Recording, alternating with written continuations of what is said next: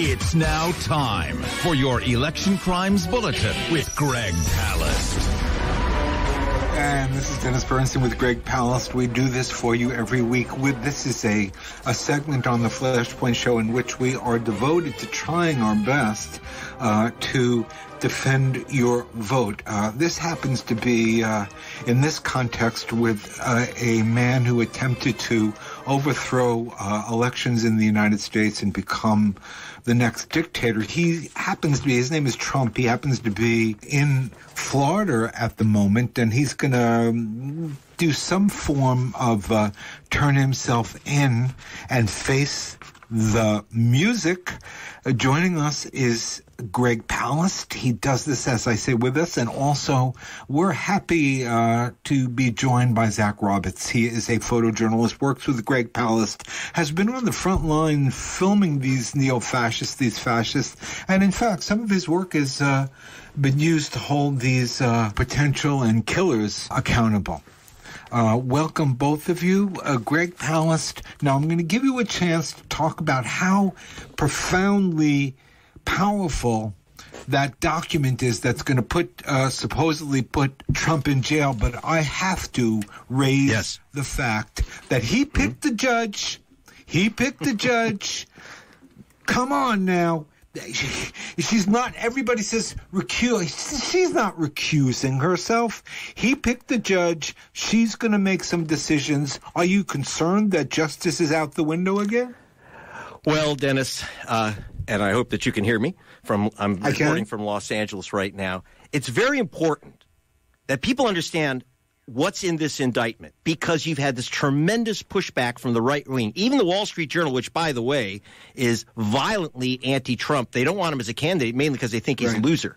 But they're dismissing this, and the right wing's dismissing this as purely a political maneuver by the Biden administration to knock out their candidate. And it's all BS. It's all about just paper shuffling. And so they wanted the papers, and everyone takes papers, and Pence took papers, and Biden took papers, some with, OG by accident have some confidential marks. That's not what's going on, Dennis. I have now read this indictment 3 times. And remember, for those of you who know Greg Palast, I was a Justice Department investigator. I've been in many of these litigations on these big cases. I've never seen such an indictment. It is, I don't see how he gets out, unless he's Houdini, he ain't gotten out of these cuffs. Understand what he did. It's not paper shuffling. He deliberately hid the fact that he had thousands of documents that he was not supposed to have. And when they asked him to give it and told him to give it, he lied and lied and lied. He lied directly to the FBI. Let me give you an idea. He had an assistant who's indicted with him, who definitely should be, his body man, as they call him, or valet. And he had the body man hide the boxes first in a bathroom. And I say hide the boxes in Mar-a-Lago. A very Mar-a-Lago bathroom. There's a chandelier in the bathroom. Point out that they're hiding them. He's hiding them from his lawyers. It's not even. And yes, that's very important to understand. Go on. Yeah. He's hiding them from the federal government. He's hiding them from the FBI and the National Security Agency, which is saying, "Where's this stuff?" And then he's hiding it from his own lawyers, because his lawyers are, after all, they don't want to be breaking rocks on a chain gang. None of his lawyers who get $1,500 an hour want to be wearing orange. So, a lawyer has to keep your confidence. Even a consigliere for a crime family like the Trumps has to, yes, they can, if he confesses to them or something, they have to protect him. They can't help him commit a crime. You can't bring your lawyer to a bank heist. They have to turn you in just like anyone else because they see the crime. So here's what's happening. I'm looking right now at the indictment, which unusually includes cell phone photos that his assistant was sending him pictures. Here's where I'm hiding the boxes. I can't make this up.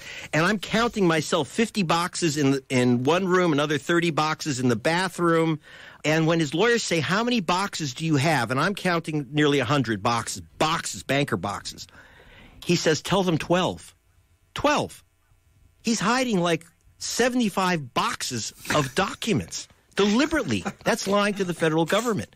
So he has his lawyers submit papers saying he has 12 boxes. He tells his lawyers say, look, we got to go through these boxes. Oh, yeah, so we'll move it. So he's telling his body man, as they call him, to move the boxes. This is like Keystone Cop stuff, I'm telling you. I mean, it would make a very funny movie if it weren't so darn serious. And when I say darn serious, I want people to understand that one of the documents here is the plans for potential invasion and attack on Iran. No one knows now where that document is, and if the Iranians are reading it, or if it's been sold or just left in the bathroom for when Putin arrives, or she, who's been there at Mar-a-Lago. I mean, we don't know. But this is serious stuff. Who would pay a lot of money for that document, Greg? I don't want to speculate, but probably everyone in the world, including that's a get out of jail free for the Medellin cartel, isn't it? So there's a lot of people who would bid on this thing.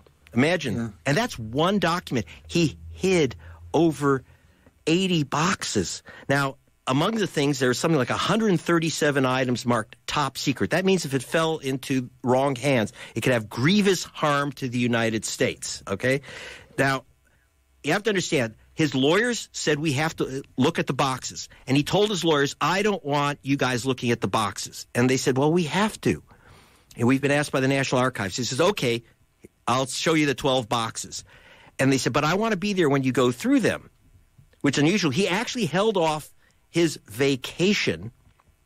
He takes he goes from Florida, and in the summer when it's humid, they escape to his golf course in New Jersey. So he is illegally, part of the deal is he had his body man move boxes to his private plane so that he can abscond with them illegally to his golf club in New Jersey. You can't do that with national security documents. And in fact, one of the ways we found out about it is that Melania, his wife, was bitching that she can't get all her luggage in, all her outfits in and her hat boxes and stuff because there's all these crazy boxes filling up his private jet. And his body man's taking pictures. Here's where we're hiding the stuff. Are you kidding me? And these are not, you got to say, these are not exactly mastermind criminals, thank God. Otherwise, we wouldn't know that this was going on. Very, very important. So his lawyer then goes through the 12 boxes he's given. His lawyer doesn't know that there's another 80 boxes that are hidden.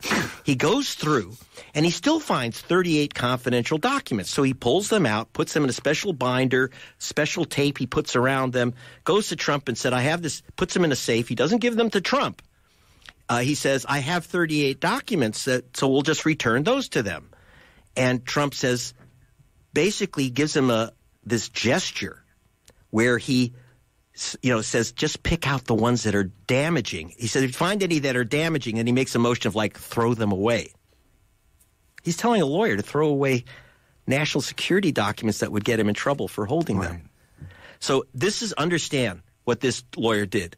The lawyer resigned and turned himself in later when he found out it was all a lie. Trump didn't go with his wife up to New Jersey. He stayed around for the FBI to show up. Now, he did not have to be there when the FBI was there. Right. They didn't ask him to be there. So when the FBI showed up, he showed up.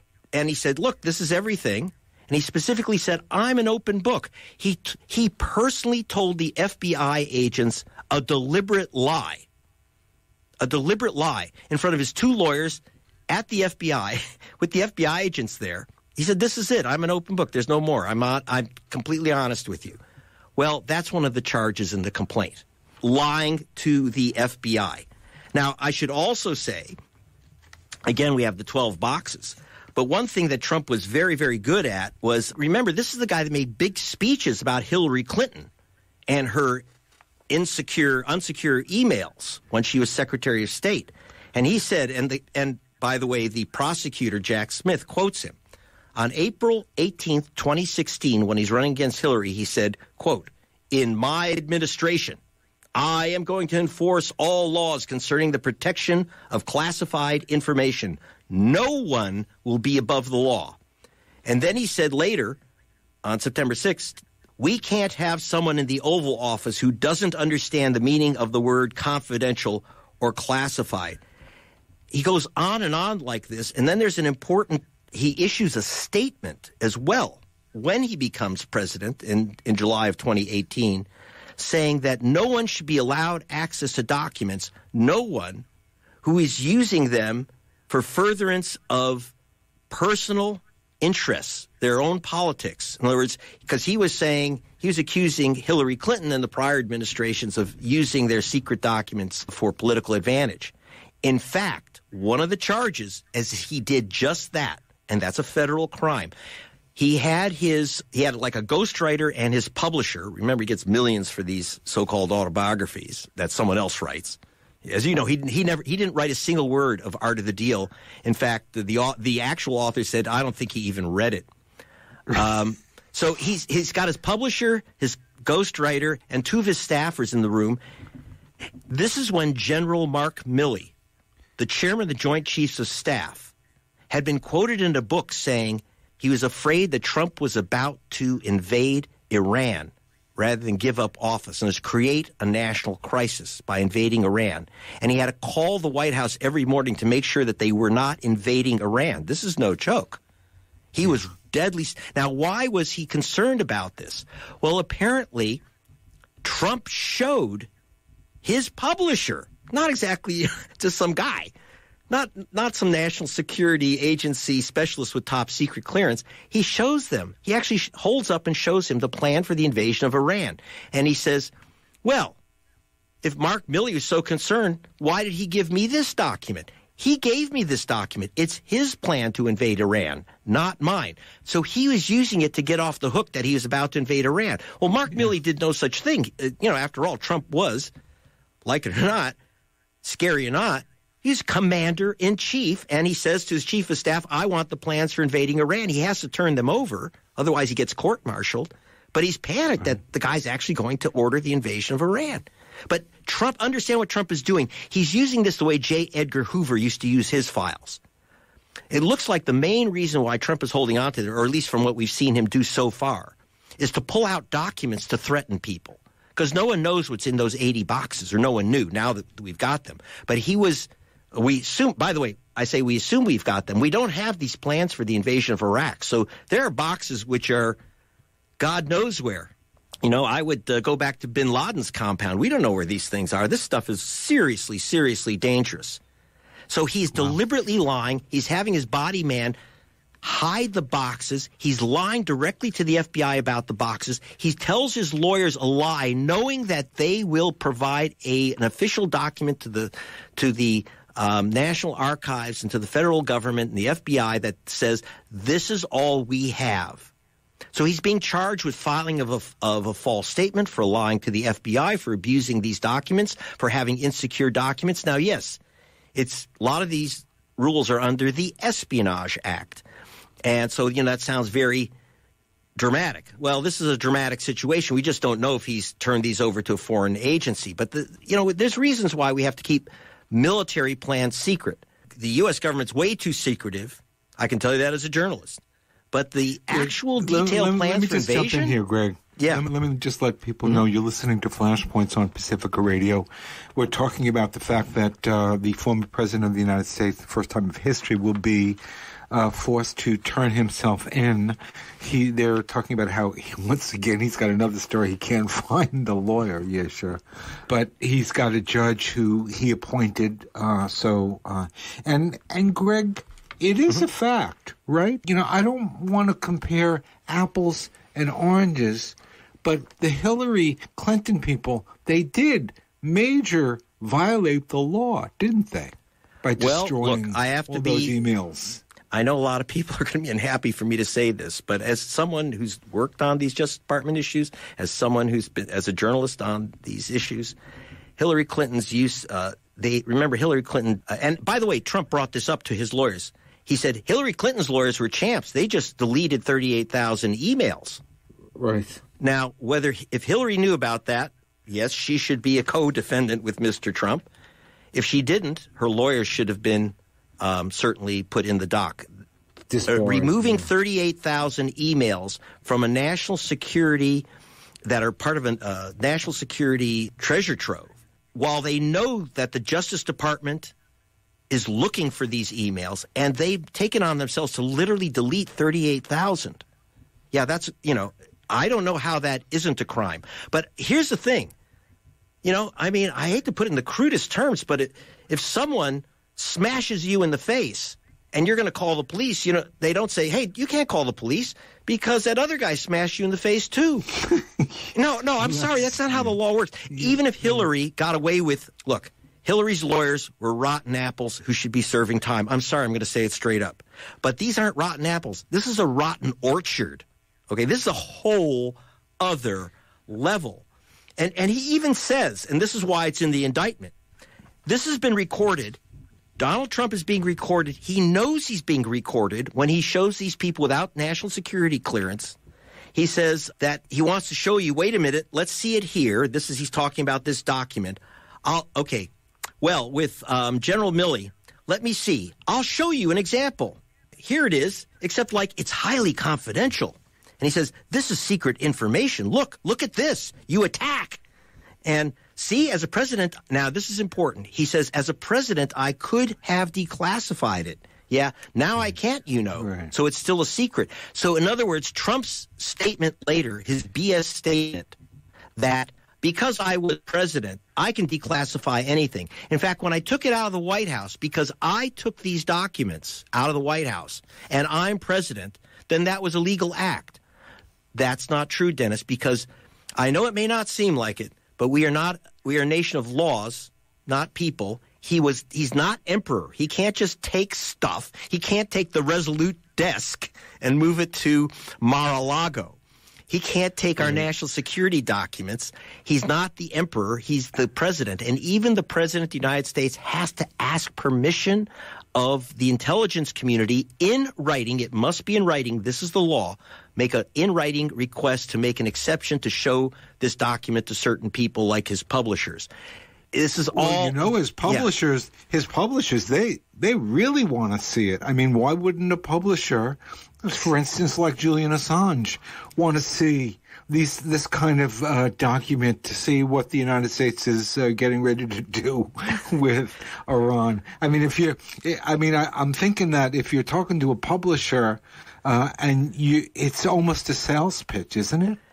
Yeah, he's saying, look at the hot stuff he's trying to defend himself against the former chief of staff, General Mark Milley, by saying, Milley's the warmonger. He gave me the plans to attack Iran. I didn't. But it's Trump who asked for those plans. It's Trump who's showing it to people. It's Trump that Milley was concerned would actually pull the trigger. We have lots of invasion plans, probably one for Canada too. But what he's doing here, it's just absolutely stunning that he would hold these national security documents. And again, we don't know where this document is. We don't know where this plans for the invasion of Iraq are. That's the best part of this story, or the worst. And this is, so you have to understand, one of the big problems here, one of the big problems is the time that we have to talk about this.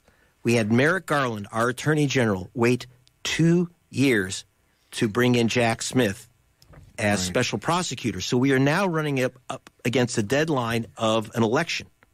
And basically, most legal scholars I've spoken to say, like it or not, Trump may pardon himself. If he's inaugurated on January 20th at noon, assume that by 12:01 he will have pardoned himself and ended any trial, stop any verdict. Because right now I don't see how this trial can be completed in reasonable time. Before the election. We've talked about this from the get-go, Greg, and when we noted how the Justice Department and all the people who should have been responsible for arresting the, folks who were trying to overthrow the election and hang the vice president, but apparently they weren't present, and from the get-go, the Justice Department was a loser, and that's why the idea that Trump tried to overthrow the government and kill the vice president. This is pretty clear. One of the things one thing we ought to thank Jack Smith for, that's a special prosecutor. Understand, and of course, Merrick Garland is being blamed by the right wing for it going after Trump. He didn't. He really had absolutely no choice. Once those documents were missing, the National the National Archives went to the Justice Department. It was really beyond Merrick Garland's ability to even stop this thing. So he appoints a special counsel specifically and only to look at the papers, at what happened with these papers. Understand, Jack Smith has convened 2 separate grand juries. Merrick Garland can't stop him because the whole point of his special counsel is that he can't be influenced by a political appointee, the Attorney General. So therefore, Jack Smith took it on himself, even though it wasn't in his remit. He took it on himself to look at Donald Trump's behavior on January 6th, fail to act on your duties in federal office. Understand, that's like a cop literally standing by and whistling while someone breaks into a bank and they're just watching it happen and doing nothing about it. Well, that cop is now basically an accessory to that crime. Absolutely. Drugs, any kind of crime. Yeah, so what happens is that if Trump gets convicted on these charges, unlike the charges in Georgia, which do not stop him, even if he gets convicted, even if he is put in prison, he can still be elected and serve as president. In fact, he would probably going to prison. He's not. Well, I'm saying he could ever, because no matter what happens, he's got Secret Service lifetime. They're not going to put the Secret Service in jail. He ain't going to jail. Well, anyway, here's the other problem we run into with his running for president, is that there is policy, not law, saying you cannot indict someone who's actually running. So if he gets the nomination, I could see this Trump appointee in Florida saying, well, by policy, it undermines our democracy. I'm suspending this trial until after the election. Or I'm terminating the trial. I'm very concerned about that the clock is Trump's friend.